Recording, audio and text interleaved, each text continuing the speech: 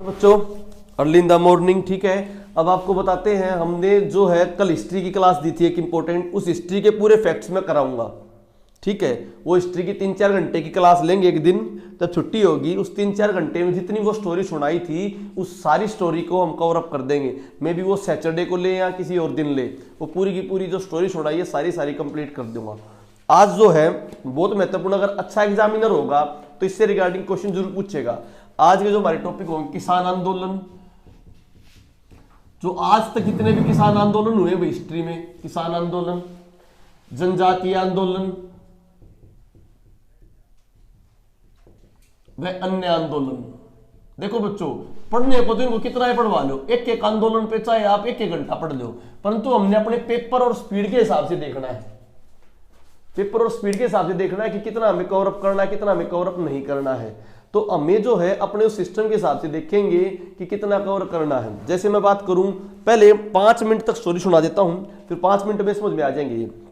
जैसे किसान आंदोलन की बात करें तो किसान आंदोलन 2 चरण में, एक तो गांधी वगैरह जब आगे थे, जब गांधी वगैरह आगे तो अहिंसा और सत्य के साथ होंगे, और दूसरा क्या होगा, वे आगे जाके अपनी डिमांड रखेंगे, उन डिमांडों को अंग्रेज मानने भी। उससे पहले जो आंदोलन होंगे वे होंगे लगान वृद्धि के खिलाफ, कि लगान वृद्धि ज्यादा कर देंगे भाई, कहीं पे फसल खराब होगी फिर भी इन्होंने ज्यादा लगान मांग लिया। या कहीं पर क्या होगा, जो आपके ये हैं जमींदार हैं वो उनसे तो ज्यादा टैक्स लेंगे, सरकार के पास कम टैक्स पहुंचाएंगे, तो जमींदारों के खिलाफ रोष होगा। तो इसमें 2 प्रकार की बातें आती हैं मेन। वे 2 प्रकार की बातें क्या आती हैं, सिस्टम कैसा था।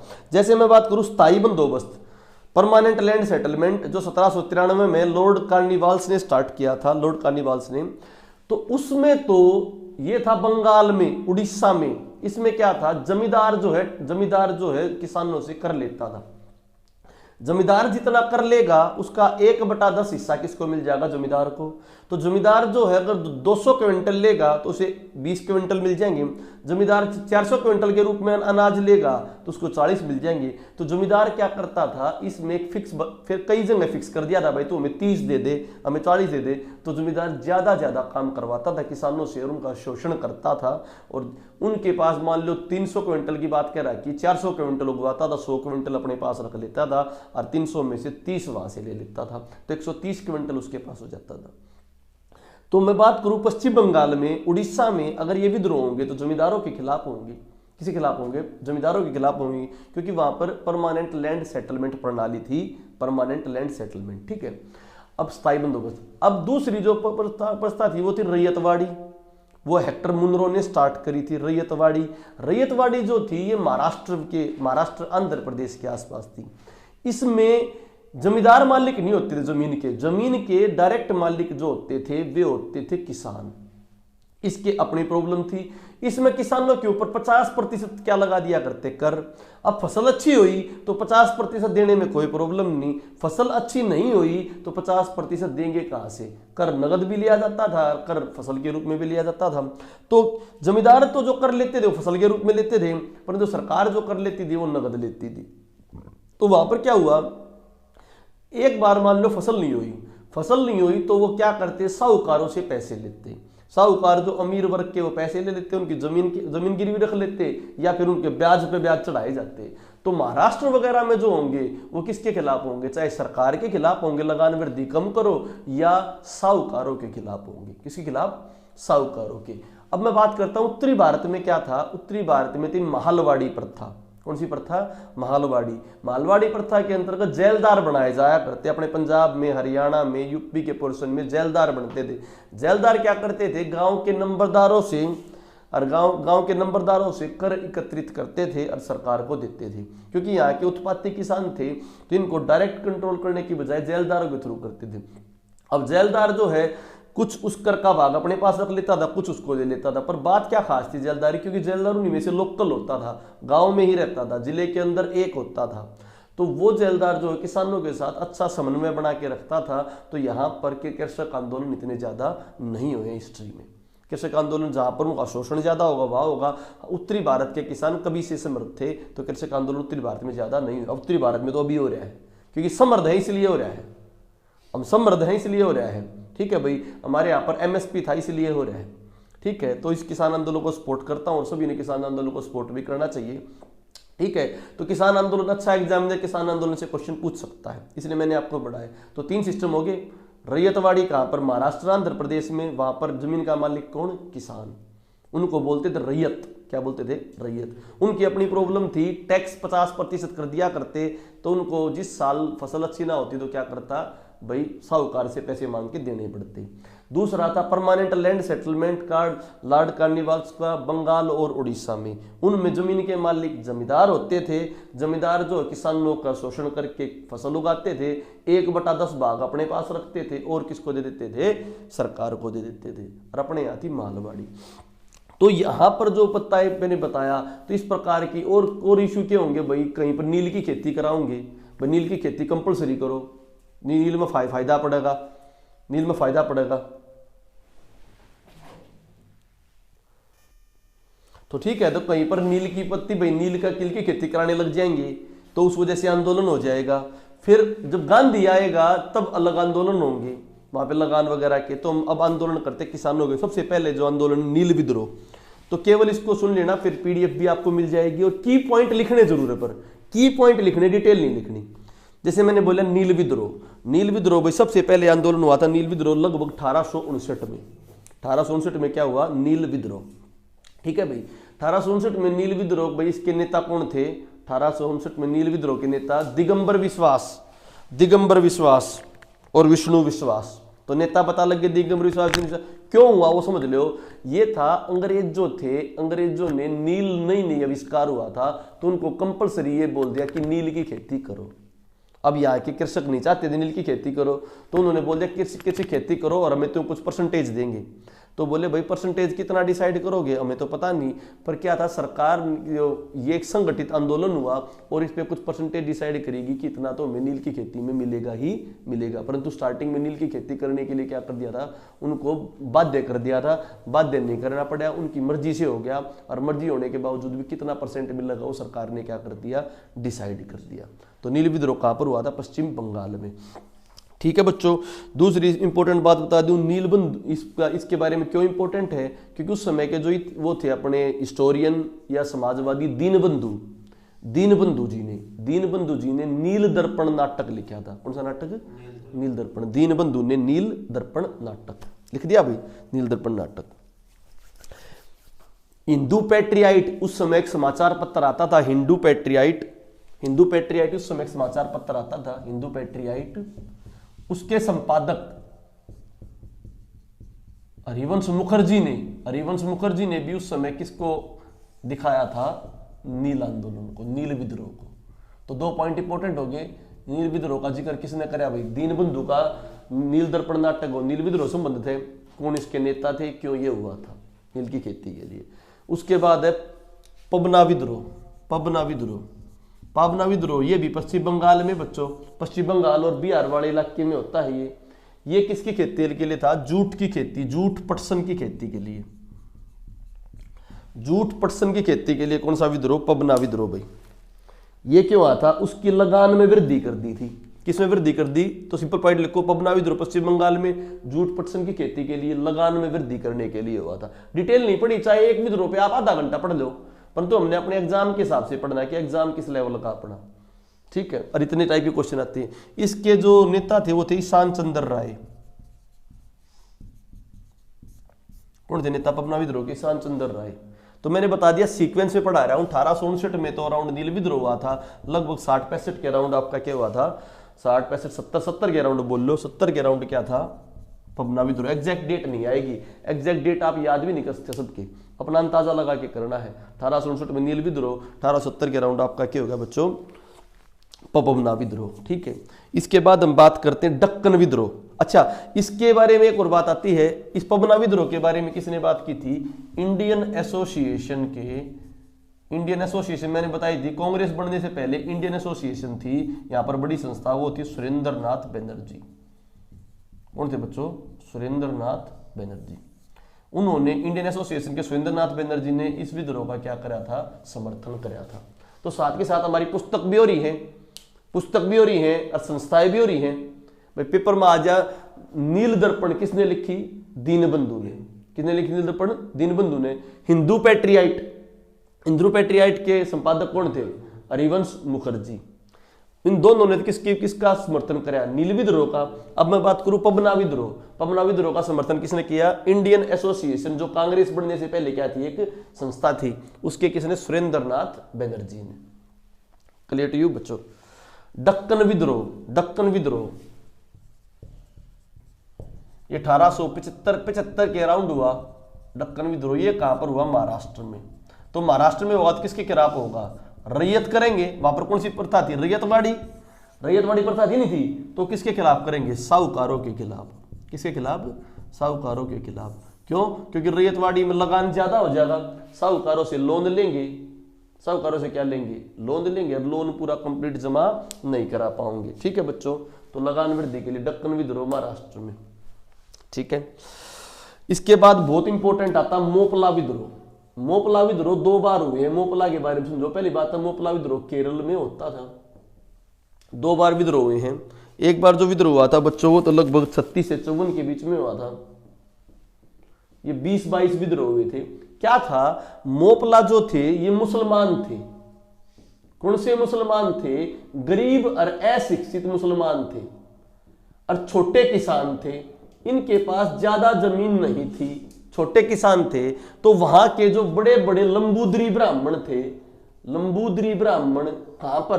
केरल में। उनके यहां पर जमींदारी का काम करते थे मोपला विद्रोह वाले।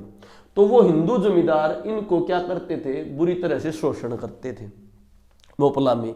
तो मोपला वालों ने, मोपला वाले अरबी और ये काजी और मौलवियों के संपर्क में थे बहुत ज्यादा।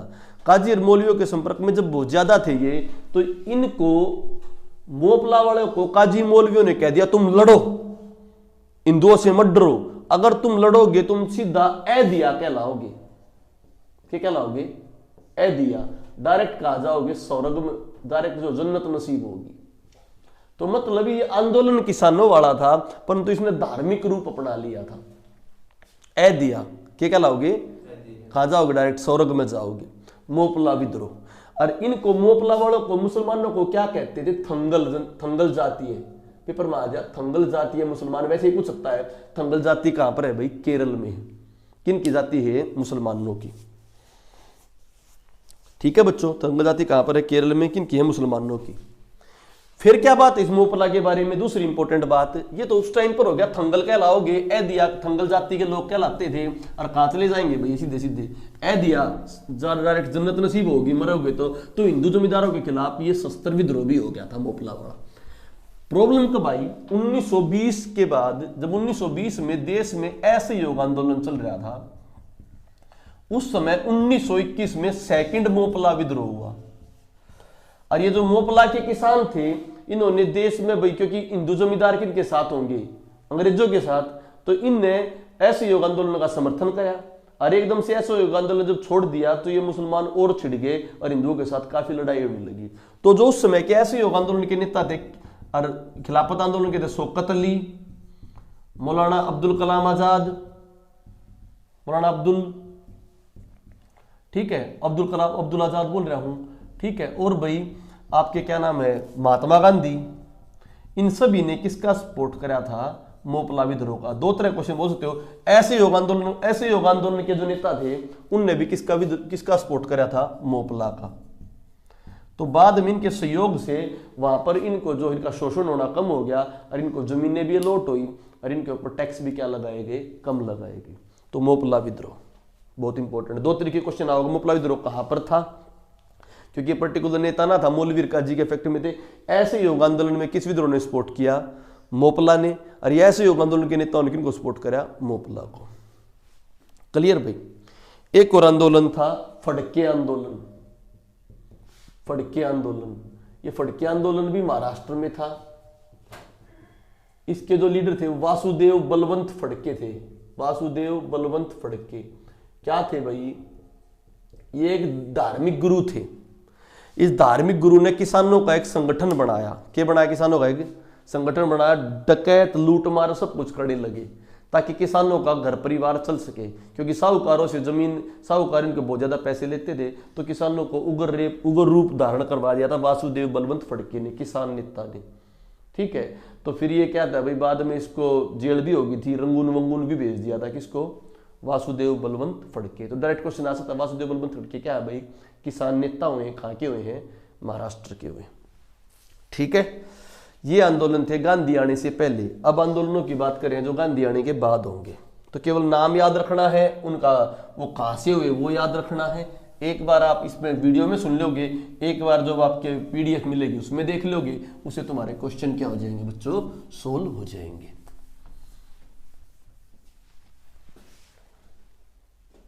ठीक है, अगली मैं बात करूं बच्चों चंपारण विद्रोह। चंपारण विद्रोह देखो पीडीएफ में इस तरह ना मिले, पूरी की पूरी लाइन मिलेंगी, पीडीएफ में कीवर्ड्स मिलेंगे खाली। अगर मैं पूरी पूरी लाइन लिखवाने बैठूंगा टाइपिस्ट को तो पूरा दिन लग जाएगा, केवल कीवर्ड मिलेंगे। पीडीएफ उसी को समझ में आएगी जिन्होंने लेक्चर लगाया है, जिन्होंने लेक्चर नहीं लगाया उसको पीडीएफ समझ में नहीं आएगी। बात समझ में आई नहीं आई तुम्हें, ये बहुत इंपॉर्टेंट बता दो कि इसमें केवल कीवर्ड लिखे। कीवर्ड कैसे लिखेंगे, नील विद्रोह, भाई नेता कौन, विशंबर विश्वास और विष्णु विश्वास, भाई किसमें जिक्र, भाई दीनबंधु के नाटक नील दर्पण में जिक्र। ठीक है, हिंदू पैट्रियट के संपादक हरिश्चंद्र मुखर्जी ने जिक्र किया। इस तरह क्वेश्चन आएंगे। नील रासायनिक रंगों के लिए खेती होती थी। अब आएगा चंपारण विद्रोह 1917 में, गांधी जी का देश में पहला प्रयास, गांधी जी का पहला प्रयास, गांधी जी का पहला किसान सत्याग्रह। देखो जो वो नील की खेती करी थी 1859 में, नील की खेती करी थी ना, वो 1859 में नील की खेती, बाद में इसको क्या करने लगे भाई, तिनकटिया पत्ती, तिनकटिया पत्ती भाई, 3/20 भाग भाई, ये कहने लगे कि तिनकटिया पत्ती काफी ले। तो जो नील की खेती की बात हुई थी भाई, जो नील की खेती कंपलसरी करा दी थी ना, तो वो तिनकटिया पत्ती थी कि हर जमींदार को, हर किसान को 3/20 भाग में क्या करनी थी, नील की खेती करनी थी। अंग्रेज जबरदस्त थे, जब उन्हें नील चाहिए था तो जबरदस्त नील उगवाया। तब तक कौन सा आंदोलन हो गया, नील विद्रोह हो गया। कौन सा आंदोलन हो गया, नील विद्रोह। अब क्या हो गया, यूरोप में रासायनिक रंगों की खोज होगी, रासायनिक रंगों की खोज होगी, तो उन्हें अब नील नहीं चाहिए, उन्हें नील नहीं चाहिए, तो यह कंपलसरी बना रखी 3/20 भाग में नील की खेती होगी। तो वहां के किसान जो इतने सालों से नील उगा रहे थे, अब उसमें वो जूट % कैसे उगावे भाई, इतने साल से नील उग रहा था तो धरती तो उससे अडोप्ट होगी, तो और कुछ पैदा नहीं होगा। तो वहां के किसानों ने कहा सर हमें मुआवजा दो, चाहे तो नील उगवाओ, अब नील नहीं उगवाते तो क्या करो, मुआवजा दो। हम ना उगवाते, हम क्यों नहीं उगवाते भाई, हमारी तो धरती खराब होगी, पहले तुमने कराया था ना। तो इसके खिलाफ आंदोलन हुआ। इसके खिलाफ बोलने के लिए भाई रामचंद्र शुक्ल, ये चंपारण बिहार में बच्चों, रामचंद्र शुक्ल जी स्थानीय नेता थे, ये भी आता क्वेश्चन। तो रामचंद्र शुक्ल जो स्थानीय नेता थे, उन्होंने भाई गांधी जी से बात करी कि आप इसको, लखनऊ में गए थे उनसे बात करने के लिए, आप क्या कर लो, इस आंदोलन को संभाल लो। गांधी जी ने कहा भाई ठीक है मैं इस आंदोलन संभालता हूं, पर आंदोलन अहिंसक नहीं होगा, सत्य अहिंसा के साथ बात होगी। तो गांधी जी बताया था मैंने, रूल ऑफ लॉ के अकॉर्डिंग चलते थे। तो गांधी जी ने रूल ऑफ लॉ के अकॉर्डिंग उनको उचित मुआवजा दिलवा दिया, और जहां पर खेती करवाई वहां पर खेती में उचित पैसा दिलवा दिया। चंपारण सत्याग्रह। इसमें और इंपॉर्टेंट बात क्या है, गांधी जी को महात्मा की उपाधि, महात्मा की उपाधि किसने दी, रविंद्रनाथ टैगोर ने। रविंद्रनाथ टैगोर ने जो महात्मा की उपाधि दी है गांधी जी को, इसी आंदोलन के दौरान दी थी, इसी आंदोलन के दौरान दी थी भाई। ठीक है, जुतडिन ब्राउन एक राइटर भी है, जुतडिन ब्राउन, जुतडिन ब्राउन, उन्होंने इसी आंदोलन के बाद कहा था Gandhi ji rise to power, rise to power. इसी आंदोलन के बाद गांधी जी का क्या, मैंने बताया था ना कल, गांधी की स्टोरी बताया था कि गांधी जी के साथ किसान कैसे हो गए, गांधी जी के साथ किसान इसलिए हो गए, किसानों की पहली लड़ाई लड़ी, पहली एक करा दी, पास करा दी। अगला भाई, अगली हम बात करते हैं गांधी जी की सेकंड पॉइंट। सेकंड पॉइंट कौन सा आपका इंपॉर्टेंट भाई, सेकंड पॉइंट है, अपने कीवर्ड्स लिखते रहो साथ में बस, और उस पीडीएफ में भी कीवर्ड्स ही मिलेंगे। कई कहा सर्दी में बैठकर राम तनु बाबूजी बन के बस वीडियो सुनता हो, साथ में कॉपी पेन लेके बैठा करो और लिखते रहा करो। अगली बात करता हूं मैं, दूसरी बात बच्चों इंपॉर्टेंट, खेड़ा सत्याग्रह। तो खेड़ा सत्याग्रह, वैसे तो पहला सत्याग्रह कौन सा था? चंपारण। खेड़ा सत्याग्रह 1918 में हुआ, इसको वास्तविक सत्याग्रह भी बोलते हैं। गांधी जी का वास्तविक किसान सत्याग्रह बोले, वास्तविक वर्ड आ जाए तो आंसर क्या लगाओगे? खेड़ा। खेड़ा कहां पर बच्चों? गुजरात में। यहां पर लगान वृद्धि के लिए हुआ। भाई फसल खराब होगी तो किसान ज्यादा लगान मांग रहे थे, उन्होंने कहा भाई लगान कम दो, लगान तो कम दो हमें साथ में क्या दो? मुआवजा भी दो। इसके लिए क्या होगी थी भाई? खेड़ा सत्याग्रह गुजरात में हुई थी। गुजरात में जो खेड़ा सत्याग्रह हुई, इसके जो स्थानीय नेता थे वो थे मोहनलाल पांड्या।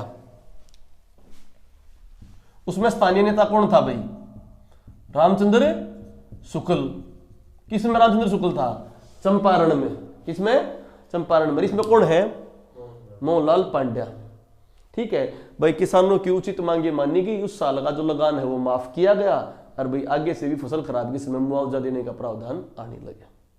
ठीक है, तो ये कौन सा किसान वास्तविक सत्याग्रह गांधी जी का बोलो तो खेड़ा सत्याग्रह।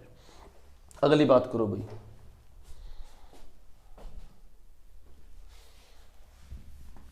वारडोली सत्याग्रह। वारडोली सत्याग्रह भी कहां पर है? गुजरात में भाई।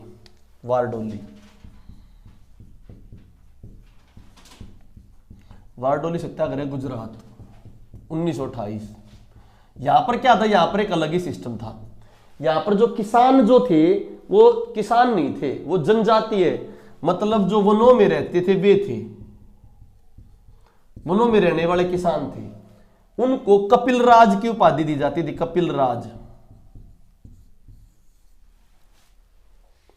और उनसे बंधुआ मजदूरी कराई जाती थी। उस पद्धति को बोलते थे आली पद्धति। तो दो पद्धति आली भाई, एक तो आई थी 3 कठिया पद्धति। 3 कठिया पद्धति के थी 3/20 भाग में क्या होगा? 3/20 भाग में क्या लिया जाएगा भाई? नील की खेती करनी थी कंपलसरी, वो तो चंपारण विद्रोह में थे। या आली पत्ती कड़े थी, या आली पत्ती थी बच्चों गुजरात में। उनसे बंधुआ मजदूरी कराते थे, उनसे काम लेते थे। तो उनसे काम लेते थे, तो इस पत्ती के खिलाफ गांधी जी ने क्या करा था? अपोज करा था। और गांधी जी ने यहां पर जो लीडर बना के भेजा था वो भेजा सरदार वल्लभ भाई पटेल को। सरदार वल्लभ भाई पटेल ने अपनी सूझबूझ से बड़ी अच्छी तरह इस काम को किया और इस पत्ती को क्या कराया? समाप्त कराया। और उनको क्या दिया भाई? उचित के मुआवजा देने लगे। पुश्तैनी किसान बंधुआ मजदूरी से इनको क्या करवा दी? बंधुआ मजदूरी से इनको छुटकारा दिलवा दिया। ठीक है, तो इसी यहां पर इसके आंदोलन के कुशल नेतृत्व से देखकर वल्लभ भाई पटेल को महिलाओं के कहने पर, किसके कहने पर? महिलाओं के कहने पर वल्लभ भाई पटेल को किसकी उपाधि दी गई? सरदार की। तो वारडोली सत्याग्रह में वल्लभ भाई पटेल को सरदार की उपाधि मिली थी। किसने दी? महात्मा गांधी ने दी। और किसके कहने पर दी? महिलाओं के कहने पर दी।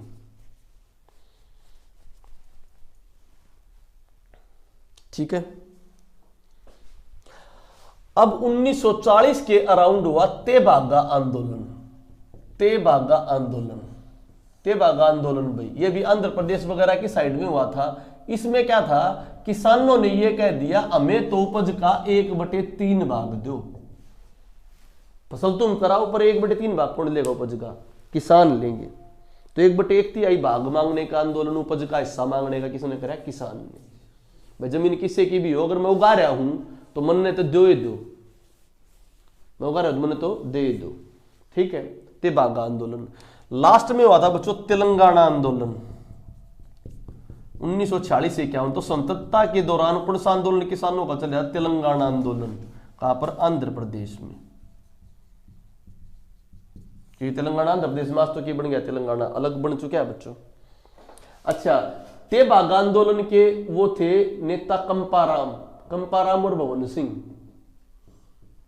कंपाराम और भवन सिंह तेभागा आंदोलन के, तेभागा आंदोलन कंपाराम व भवन सिंह। और तेलंगाना आंदोलन वैसे लास्ट में तेभागा के। लिख लिए भाई, ये मैंने बताया कुछ आंदोलन। इसके अलावा कुछ सभाएं बताता हूं जो कृषि से रिलेटेड सभा हुई है।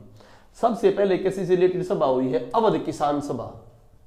ये पार्टी में ये बोलो चो भाई, ये जो आज के टाइम पे आयोग बने, कुछ भी बने, ये पहले किससे बने थे? कृषि से रिगार्डिंग अवध किसान सभा। ये 1918 में बनी थी बाबा रामचंद्र द्वारा, यूपी में बाबा रामचंद्र द्वारा। और इसके अन्य सदस्य थे गौरी शंकर मिश्र, मदन मोहन मालवीय, मदन मोहन मालवीय।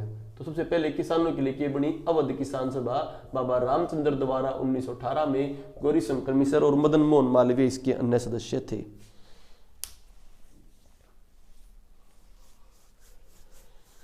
ठीक है भाई, इसके अन्य सदस्य थे।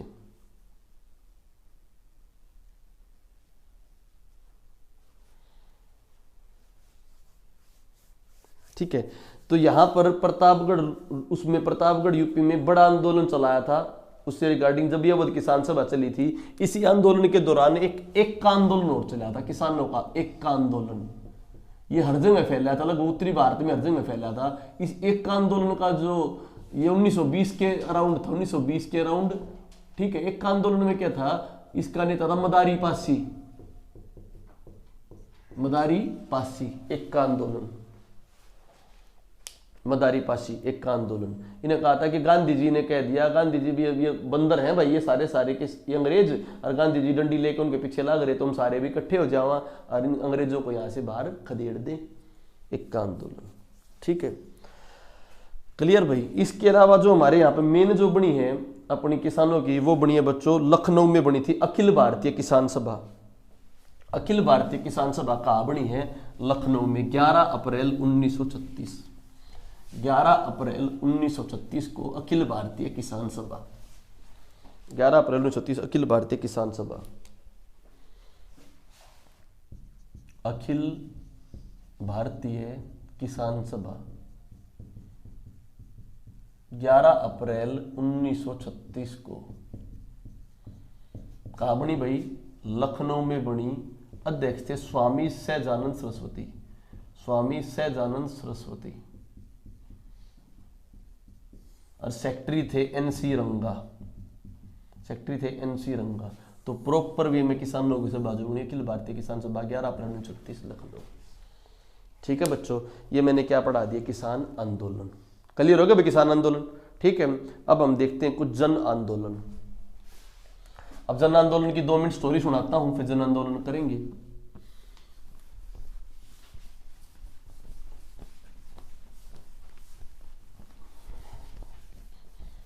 जन आंदोलनों की बात करो, जन आंदोलन के होंगे भाई जन के, आम जन के। आम जन में जो कर भाई फकीर आंदोलन, सन्यासी आंदोलन, वे फकीर होंगे, वे फकीर करेंगे भाई।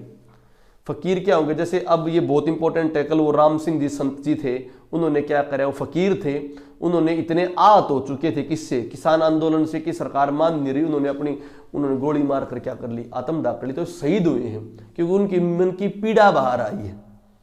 और वो एक इस आंदोलन को बहुत बड़ी मूवमेंट देगा, पीक देगा, क्योंकि बंदे आज्ञा क्या दे रहे हैं, अपना बलिदान दे रहे हैं। इसी प्रकार अपने यहाँ के जो पहले साधु सन्यासी थे, उन्होंने भी क्या करें भाई, आंदोलन करें। ठीक है, अब कुछ ने आंदोलन अंग्रेजों के खिलाफ करे हैं, कुछ ने आंदोलन किसानों का साथ देने के लिए करे, अलग करे। उनमें फकीर आंदोलन, सन्यासी आंदोलन बहुत फेमस है। और सबसे ज्यादा जो फेमस हुआ था वहाबी आंदोलन। वहाबी आंदोलन था, पहले वो मुस्लिम सुधार के लिए था, फिर उसने राजनीतिक रूप ले लिया था। उसने कह दिया कि जैसे पुरानी मुस्लिम सत्ता थी वो सत्ता लेके आएंगे। जो पंजाब में सिख आंदोलन होगा नामधारियों का, वो पहले तो होगा सिख समाज में जो बुराइयां फैली उनके खिलाफ होगा। परंतु जब आंदोलन संगठित होता दिखेगा तो सिख साम्राज्य की सोचने लग जाएंगे, पूरा भारतीय क्या बना दें हम, सिख साम्राज्य बना दें। तो वो मैंने बताया था, कुक्का आंदोलन पहले पढ़ा चुके, राम सिंह कुक्का जो अपने नामधारी पंथ थे, मैंने हरियाणा पढ़ाए थे, उसी से रिलेटेड था राम सिंह कुक्का। तो इस प्रकार अलग अलग आंदोलन होंगे। हमने केवल उनका स्वरूप जानना है, किस प्रकार से हुए थे, और क्या जानना है केवल उनके नेता कौन थे, कब से हुए थे। सबसे पहले बच्चों फकीर विद्रोह, फकीर विद्रोह 1775 से 76 में, बिल्कुल सीक्वेंस में पढ़ेंगे। सीक्वेंस में मैंने अपने सारे आंदोलन पढ़ाए थे। फकीर विद्रोह, ठीक। अच्छा एक बात और, एक कृषक प्रजा पार्टी और थी, पेपर में आ जाए ना भाई, आजादी से पहले कोई कृषकों की पार्टी थी, नाम था उसका कृषक प्रजा पार्टी, पर लेना देना कुछ ना था। उसमें अब्दुल रहीम था उसका, अब्दुल रहीम, ठीक है, उसका संस्थापकों में, और अकरम खान, अब्दुल रहीम और अकरम खान, ये वैसे थी पार्टी थी, कृषक प्रजा पार्टी। तो फकीर विद्रोह में आ जाओ भाई। इसके नेता थे मंजूमन शाह। और भाई हिंदू जो थे, हिंदुओं में भवानी पाठक और देवी चौधराइन, भवानी पाठक व देवी चौधराइन ने भी इस आंदोलन को सपोर्ट किया था। क्या था, ये फकीर थे, इन फकीरों ने भाई ये जो अत्याचार हो रहे थे अंग्रेजों के, उनके खिलाफ क्या उठा लिए, हथियार उठा लिए थे, लोगों में जन जागृति देने लगे थे। तो सबसे पहली मूवमेंट थी कि आम जन भी क्या करने लगे, अंग्रेजों के खिलाफ हथियार उठा रहा था, फकीर विद्रोह। ठीक है, पश्चिम बंगाल में।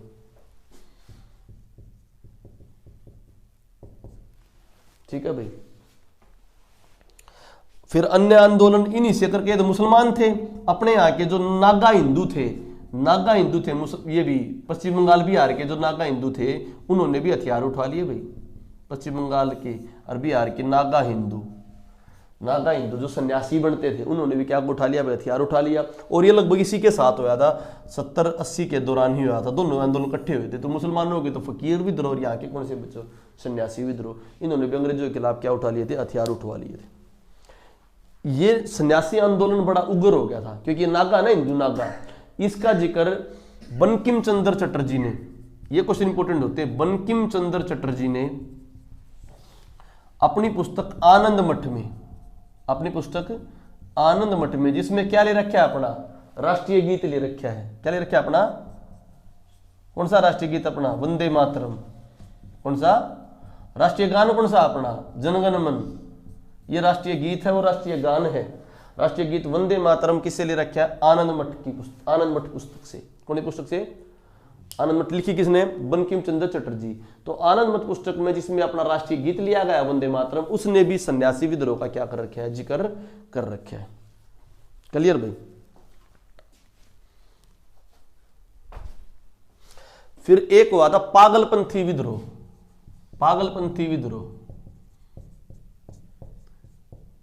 ये जो उत्तर पूर्व का मतलब नॉर्थ ईस्ट जो है, मणिपुर, मेघालय इन वाले एरियो में, वहां के टिप्पू थे एक बंदे, टिप्पू नायक, जनजातीय थे वहां के, टिप्पू नायक थे, उन्होंने करा था अंग्रेजों के खिलाफ विद्रोह। टिप्पू नायक, पागलपंथी विद्रोह, टिप्पू नायक। ये 1813 के अराउंड हुआ था।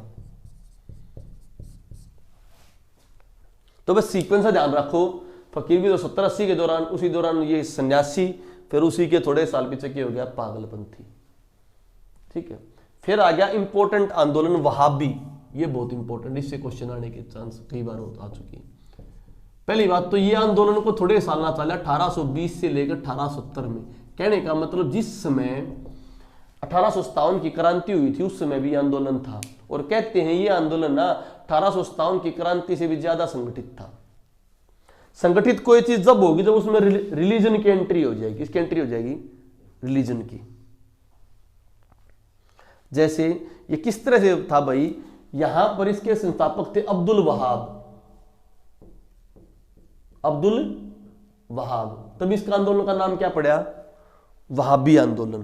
क्या नाम पड़ा इसका, क्योंकि संस्थापक था अब्दुल वहाब। इंडिया में जो प्रसार ज्यादा कराया वो कराया सैयद अहमद राय बरेलवी ने। सैयद अहमद राय बरेलवी।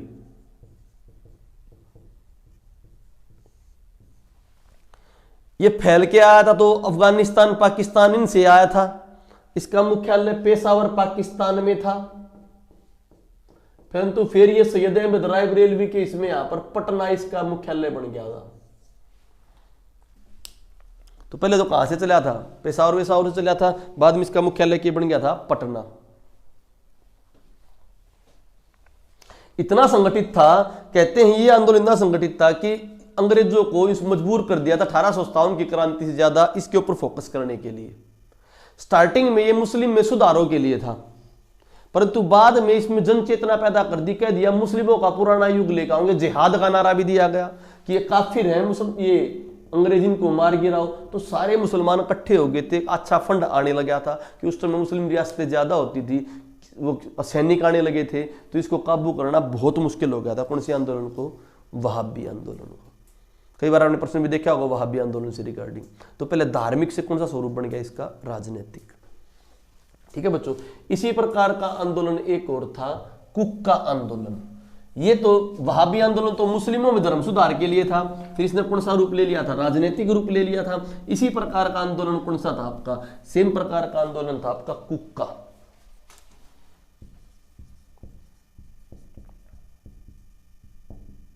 कुक्का आंदोलन में भी क्या बात हुई, ये भी स्टार्टिंग में पंजाब से स्टार्ट हुआ था। पंजाब से स्टार्ट किस लिए होगा, पंजाब में पहले स्टार्ट होगा भाई ताकि उनके अंदर जो प्रॉब्लम है, सिखों के समाज के अंदर जो बुराई थी उन बुराइयों को दूर हटे। पर सिख समाज जब इकट्ठा होता चला जाएगा तो ये भी क्या रूप ले लेंगे, राजनीतिक रूप ले लेंगे। इसका संस्थापक था भगत जवाहरमल। भगत जवाहरमल इसके संस्थापकों में से थे इस आंदोलन के। परंतु जो फेमस हुआ था आंदोलन, ये हुआ था राम सिंह कुक्का के समय। राम सिंह कुक्का के समय 1870 ईस्वी के अराउंड राम सिंह कुक्का ये नामधारी पंथ से थे, नामधारी पंथ। फिर ये आंदोलन बहुत ज्यादा फेमस हो गया था। ये राम सिंह कुक्का को भाई जेल बेल भेजने की भी वाह भी करनी पड़ी, रंगून निर्वासित कर दिया था। कहां पर निर्वासित कर दिया था, रंगून भेजते थे पहले। मैंने बताया था ना कल उसका, लाला लाजपत राय को मांडले बर्मा की जेल में भेजा था लाला लाजपत राय को। इस प्रकार इनको कहां भेज दिया था, वहां पर। ठीक है भाई। फिर आ जाओ एक और, रामोसी विद्रोह। ये कहां पर हुआ भाई, महाराष्ट्र में। ये इसके नायक थे उमा जी। ये क्या थे, जब सत्ताएं खत्म कर दी थी, राजा महाराजा खत्म कर दिए थे, तो राजा महाराजा के दरबार में जो मंत्री काम कराया करते, जो सैनिक अध्यक्ष थे या कोई भी जो काम कराया करता भाई, कोई उसका फाइनेंस का काम संभाला करता, को घुड़सवारी का काम संभाला करते, वे सारे विहीन हो गए कार्यों से। तो उन सभी ने संगठित होकर क्या बना ली थी, सेनाएं, और अन्य अन्य स्थानीय विद्रोह करे थे। उन स्थानीय विद्रोह में एक तो कौन सा था, रामोसी। कहां पर, रामोसी महाराष्ट्र में। कौन नायक, उमा जी। एक कराया था बेलपुंटी कहां कराया था, बेलपुंटी कराया था तरुणकोर कहां पर है, केरल में। ये बेलपुंटी क्या थे, दीवान थे। किसके दीवान थे, राजा की रियासत तो कब्जा लिया अंग्रेजा ने। क्या कराया था, राजा की रियासत कब्जा लिया करते, राजा को पेंशन दे दिया करते। क्या दे दिया राजा को, तो राजा तो पेंशन लेकर अपनी जिंदगी आराम से जीवेगा शाही, उसने कुछ नहीं। पर राजा के दौरे जो और अध्यक्ष हुआ करते, वे कहां जाएंगे, उनकी नौकरी छीन ली, क्योंकि उनकी जगह अपने अफसर लगा दिया करते अंग्रेज। तो वे जो स्थानीय, जो कर रामोसी में बताया मैंने, महाराष्ट्र में जो स्थानीय जो बंदे थे, जो राजकीय कार्य में काम कराया करते, मंत्री उन इकट्ठे होकर विद्रोह कराया।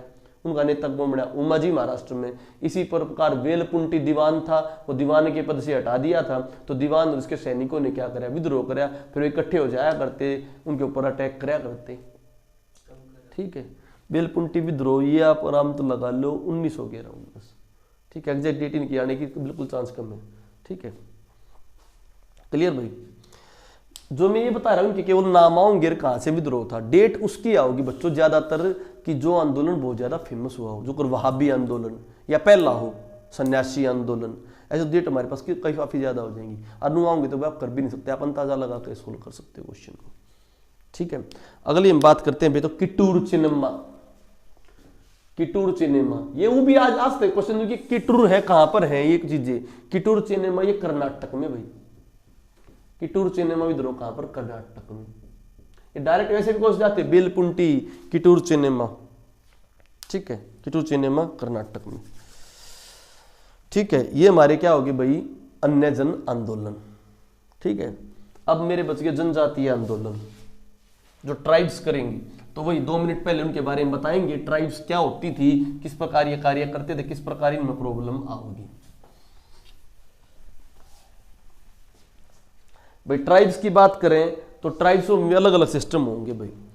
ट्राइबों में क्या प्रॉब्लम पड़ेगी, ट्राइब अपने वहां पर जब महाभारत काल में भी कहें तो जब भी ट्राइब्स थी, जो ये अपने बाद में ये बने थे, क्या नाम है, गण बने थे, सारी ट्राइबें थे। ट्राइबों में कोई राजा रुजा होता नहीं था, वो क्या होते थे, चुनाव होता, अपने में से किसी को चुनते थे, तो अपनी आइसोलेशन की जिंदगी जीते थे। पर अंग्रेज तो क्या थे, व्यापारी थे। अंग्रेजा ने तो क्या चाहिए था, पैसा चाहिए। अंग्रेजा ने पता लग गया यार ये जंगल पड़ा है खाली खाली, जंगल में चंदन की लकड़ी भी है, जंगल में और सारी औषधि भी है, जंगल को कब्जाओ। परंतु जो पहले जो आया करते उन्हें कोई मतलब नहीं आया करता, उनमें तो ट्राइबा का एक सरदार आ जाया करता, सामान दे दिया करता राजा तय, और राजा से खाने पीने की वस्तु ले जाया करता, और वो आराम से रहा करते, कबीले होया करते। तो अंग्रेजों ने तो 1927 में फॉरेस्ट लॉ लगाया था। फॉरेस्ट लॉ लगाने के बाद क्या होंगे, और ज्यादा चेंजेस आएंगे नहीं आएंगे। उससे पहले क्या करा करते, अंग्रेज सामान ले लिया करते। तो अंग्रेज सामान लेने से पहले क्या करते, अपने पिट्ठुओं को भेज दिया करते। कहीं पर सिख जमींदारों को भेज देते, कहाँ सिख से और कहाँ पे सरदार पता है, सरदार जी कहीं जगह जगह मिल जाते हैं, तो वहाँ पर उन सिख जमींदारों को भेज देते थे, परली तरफ के उत्तरी भारतीय जमींदारों को भेज देते थे। तो वहाँ वो जो लोकल्स होते थे उनके साथ उनकी क्या होती थी, भिड़ंत होती थी। चाहे तो मजदूरी करा कर उनका शोषण करते, उनके पास हथियार वथियार सब कुछ होते, और ये क्या होते, ट्राइब्स कुछ नहीं होते, परंतु इनके पास एक आधा बता देना बिरसा मुंडा जैसा, वो क्या कहता, लड़ जाओ, लड़ने के बाद तुम कट जाओगे, सीधा स्वर्ग में जाओगे। ये बहुत अच्छा कंसेप्ट हुआ था, किसी ने भी लड़ाना हुआ था, तुम हिंदू क्या कहते, तुम्हें स्वर्ग नसीब होगा, मुसलमान क्या कहते, तुम्हें जन्नत नसीब होगी। तो इनको 3 फॉर्मेट में करते हैं। कुंवर सिंह जी ने 3 चरण कहे हैं। एक चरण का है 1867 के अराउंड का, भाई मतलब आपकी ईस्ट इंडिया कंपनी के दौरान का। एक ईस्ट इंडिया कंपनी से आकर गांधी आने तक पहले का 1920 में, तीसरा चरण गांधी आने के बाद का 1920 में। क्योंकि जो पहले चरण में तो भी नॉर्मल आंदोलन होंगे भाई, कभी कोई और ट्राइब्स खड़ा हो जाएगा और इकट्ठे करके लड़ाई कर देंगे। दूसरे चरण में बिरसा मुंडा बहुत फेमस होगा। कौन सा? बिरसा मुंडा, क्योंकि प्रतिमा भी बन रही है उसके ऊपर पूरे वो भी होते हैं। मुंडा जो इस प्रकार भील है ना राजस्थान में, और मीणा है, इस प्रकार मुंडा क्या है भाई झारखंड वगैरह में बहुत फेमस है। तृतीय चरण में क्या होगा, गांधी वगैरह आ जाएंगे, लोकल जो लीडर होंगे वे उनको समझाने लग जाएंगे, अल्लू सीताराम, राजू बर्गे। नागा आंदोलन होगा आपका मणिपुर वगैरह में, नागालैंड में, वो बहुत फेमस होगा। तो करो भाई प्रथम चरण। पहले प्रथम चरण 1795 से 1860, ये कुंवर सिंह ने बांटे हैं। कुंवर सिंह ने जनजातीय आंदोलन को 3 चरणों में बांटा, 1795 से 1860। तो मैंने बोला था ना कि भाई 1857 की क्रांति होने से पहले, क्योंकि इस टाइम पे ईस्ट इंडिया कंपनी थी, तो कंपनी के लिए लड़ाई होंगी। फिर 1857 के बाद तो क्या आ जाएगा, ब्रिटिश डायरेक्ट राज करेगा। क्या?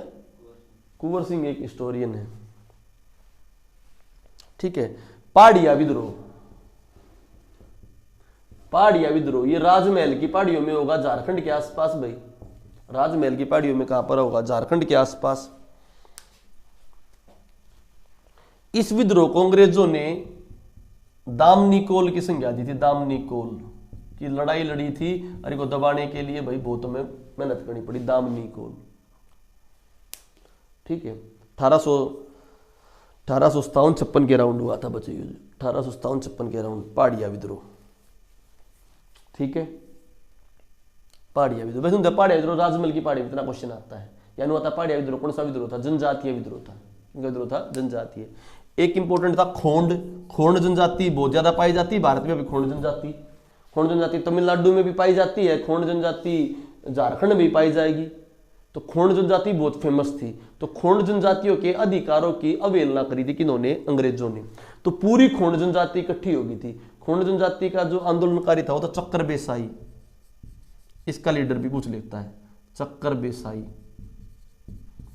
खोंड जनजाति का चक्कर बेसाई भाई, तमिलनाडु से स्टार्ट हुआ था, तमिलनाडु से चक्कर बेसाई खोंड जनजाति, ठीक है। खाली नू पूछता है विद्रोह कौन से हैं, अगर कोई लीडर फेमस है तो लीडर का नाम, ठीक है। एक और इंपॉर्टेंट आता है संथाल विद्रोह। संथाली जनजाति है ना, संथाली भाषा भी जोड़ी गई है। संथाली जनजाति, संथाली भाषा भी जोड़ी, झारखंड के आसपास। संथाल विद्रोह 1855-56 में, जब अपनी 1857 की क्रांति चल रही थी, उसी समय ये विद्रोह था भाई, संथाल विद्रोह। इसके जो नेता थे सिंधु और कान्हू।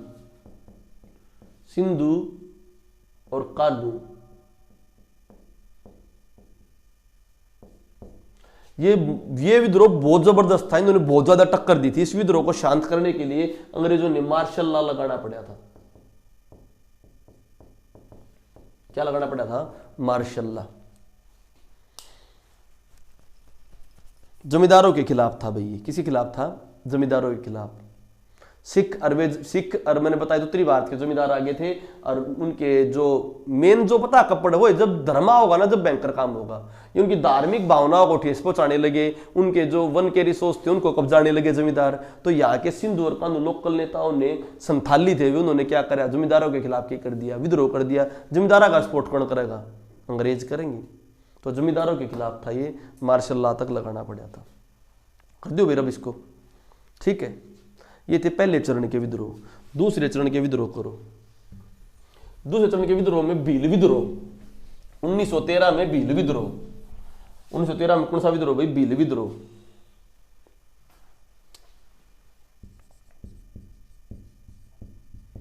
ये राजस्थान में हुआ था, राजस्थान के भीलों ने किया था। भील विद्रोह राजस्थान में हुआ था, लगान वृद्धि इनसे लेने देने के लिए। भील विद्रोह राजस्थान में, ठीक है। फिर आ गया इंपोर्टेंट मुंडा विद्रोह, इस दूसरे चरण में फेमस है मुंडा विद्रोह। ये बोलो तुम अपने 1860 से लेकर 1920 के बीच में, ठीक है। 20वीं शताब्दी के स्टार्टिंग में हुआ था कि तुम्हारा मुंडा विद्रोह। मुंडा विद्रोह में क्या खास बात थी भाई? इनका पहले बात तो नेता पूछते, इनका नेता था बिरसा मुंडा। इसको उल्गुगान की उपाधि भी मिल गई, उल्गुहान की उपाधि भी मिली है। किसको? बिरसा मुंडा को।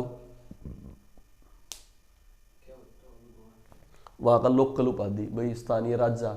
इसको इसके वंशज ठाकुर जी कृष्ण जी का वो मानते थे अवतार, ठीक है, कृष्ण जी का अवतार मानते थे। दूसरी बात क्या था, ये क्यों हुई थी? वहां पर एक परंपरा थी खुटकटी परंपरा। खुटकटी परंपरा का मतलब था कि जो भी जमीन जागी ना, वो जमीन किसी का नहीं जाया करती, जमीन पैतृक नहीं थी। जमीन जो है आगे आगे अपने वंशजों को जाया करती और वे आपस में मैरिज कराया करती।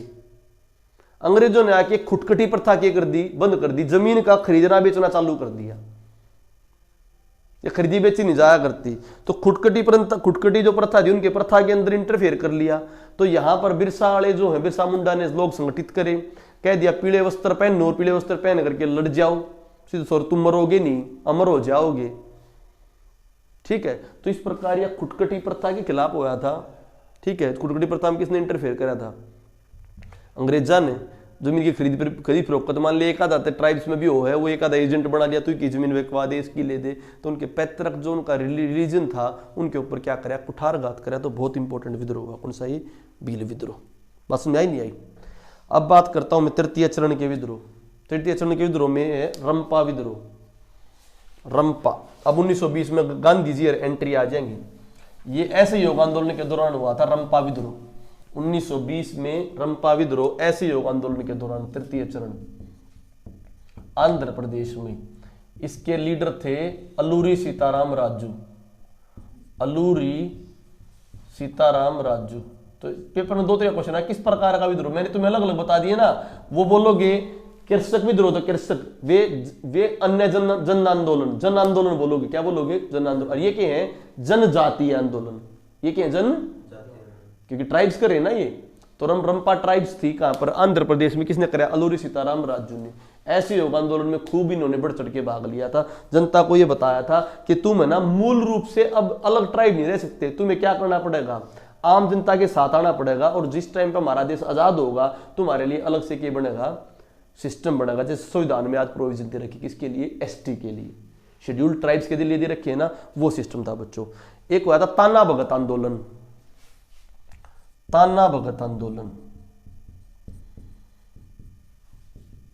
इसके लीडर थे बलराम ताना भगत, ठीक है। जतराम ताना भगत, बलराम ताना भगत, जतराम ताना भगत, इसके लीडर थे भाई ताना भगत आंदोलन के। ये भी 1920-24 के राउंड हुआ था ताना भगत आंदोलन। ताना भगत आंदोलन इसी दौरान हुआ था, ठीक है। एक होया था चेंचू नामक ट्राइब कहां पर है? चेंचू नामक ट्राइब भी कड़ा है बच्चों, आंध्र प्रदेश में। ये ट्राइब्स के डायरेक्ट क्वेश्चन भी आ सकते हैं भाई। ताना भगत ट्राइब कड़े है आंध्र प्रदेश में, चेंचू ट्राइब कड़े है आंध्र प्रदेश। क्योंकि आंध्र प्रदेश में अकेला नहीं होया था, आंध्र प्रदेश, तेलंगाना, इनका सारा रीजन होया करता। इसके लीडर थे मोतीलाल तेजावत।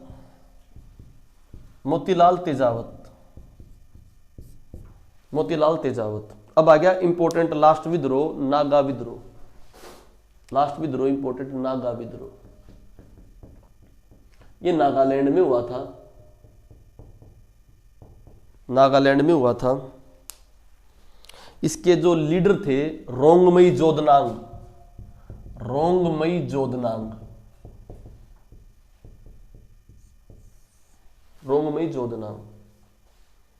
ठीक है। सविनय अवज्ञा आंदोलन के दौरान इन्होंने क्या करा? बढ़ चढ़कर क्या लिया भाई? भाग लिया, बहुत जबरदस्त भाग लिया। फिर सोनिया के आंदोलन की बहुत आंदोलन फेमस। बाद में जब भारत छोड़ो आंदोलन हुआ तो उस समय क्या होगी भाई, इस रोगमयी जोध नाम की क्या होगी, मृत्यु होगी। तो मृत्यु होने के बाद तो आंदोलन नुरे जाना चाहिए, परंतु नहीं, इसकी लड़की थी गोडिनेल्लू। गोडिनेल्लू मात्र 17 साल की लड़की थी गोडिनेल्लू। उस गोडिनेल्लू ने इस आंदोलन को क्या बढ़ाया, आगे बढ़ाया। तो इतना आगे बढ़ाया, इससे भी आंदोलन को प्रॉपर रूपरेखा रखी, प्रॉपर सिस्टम रखा। तो बाद में जाकर जवाहरलाल नेहरू ने, किसने, जवाहरलाल नेहरू ने इसको किसकी उपाधि दी, रानी की, रानी गोडिनेल्लू, रानी गोडिनेल्लू। और आजादी के बाद इनकी मांगों को भी माना गया और आजादी के बाद प्रॉपर सिस्टम में इनके लिए काम किया गया। यहाँ पे जो ये प्रथा थी, इस प्रथा का नाम था इरका प्रथा। इरका प्रथा, जिस पंथ के लिए चलते थे ना, इरका प्रथा पंथ, जिनके अंडर इन्होंने काम किया, इरका प्रथा पंथ। ठीक है भाई। सविनय विज्ञान आंदोलन, भारत छोड़ो आंदोलन में इनका बहुत ही बड़ा योगदान था। किसका, रानी गोडिनेल्लू। तो ये मैंने आंदोलन बताए, बहुत इंपॉर्टेंट। अब एक बात तो सुन लो भाई, ठीक है, छोटी सी वीडियो आएगी आप 2-3 मिनट की, उसमें भाई मैं एक व्हाट्सअप नंबर लिख देता हूँ, वो चलो वीडियो बना दें, उसमें बता देंगे आपको। उसमें सारे बच्चों को क्या करना है, सारे बच्चों को अपना उस व्हाट्सअप ग्रुप से ऐड हो जाना है। जो बच्चे यहाँ पर आ रहे हैं, जो बच्चे यहाँ पर आ रहे हैं व्हाट्सएप ग्रुप से ऐड हो जाना, ताकि उनकी लोकेशन भेज देंगे। और लोकेशन भेजने के बाद जितने बच्चे ऐड हो जाएंगे उतने के हिसाब से हम यहाँ पर अरेंजमेंट कर लेंगे, खाने का भी, रहने का भी। ठीक है, उतने बच्चों का अरेंजमेंट हिसाब कर लेंगे। व्हाट्सएप नंबर में एक अलग से वीडियो बना दूंगा, उसमें समझा दूंगा तुम्हें। ठीक है बच्चों, धन्यवाद। अब एक वीडियो बना रख भाई पहले बार के लिए।